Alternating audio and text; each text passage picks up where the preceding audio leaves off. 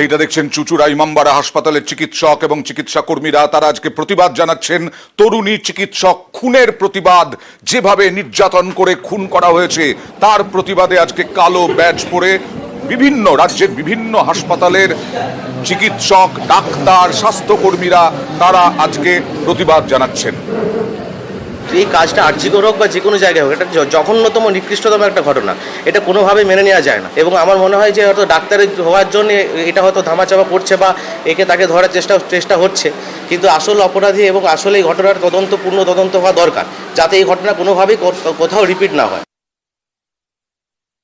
Dutta medical college, সেখানেও তরুণী চিকিৎসককে নির্যাতন করে অত্যাচার করে মারার প্রতিবাদে, খুনের প্রতিবাদে সেখানেও চিকিৎসক, চিকিৎসা কর্মীরা তারা কর্মবিরতি পালন করছেন।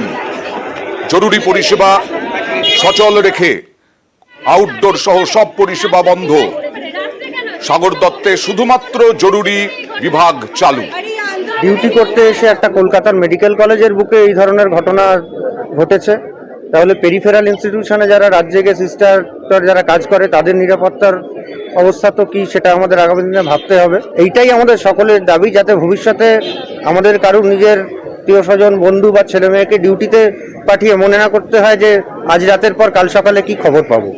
হাওড়া হাসপাতাল, সেখানেও প্রতিবাদে চিকিৎসক, চিকিৎসা কর্মীরা, ডাক্তার, ডাক্তারি পড়ুয়া, চিকিৎসা কর্মীরা তারাও হাওড়া হাসপাতালে মিছিল করে দোষীদের শাস্তির দাবিতে বিক্ষোভ দেখালেন, প্রতিবাদ জানালেন, মিছিল করলেন।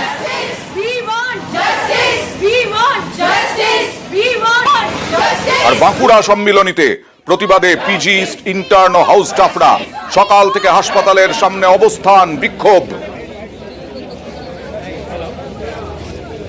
কিন্তু ডাক্তার মৃত্যু সেই খবরটা হয় না যতটা বড় একটা রোগীর মৃত্যুটা হয়। কিন্তু আমরা ডাক্তাররা যখন সেবা দেব তখন আমরা বিনিময়ে কিছুটা সম্মান এবং সুরক্ষা দুটোই দাবি করি। আর আজকে করে যে জঘন্যতম ঘটনার সাক্ষী আমরা হয়েছি, সেটা আমরা কোনোদিন হতে চাইনি।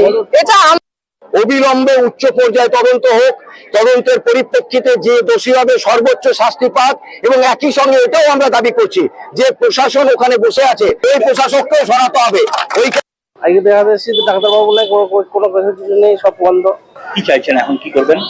এখন আমরা বাড়ি যেতে হবে।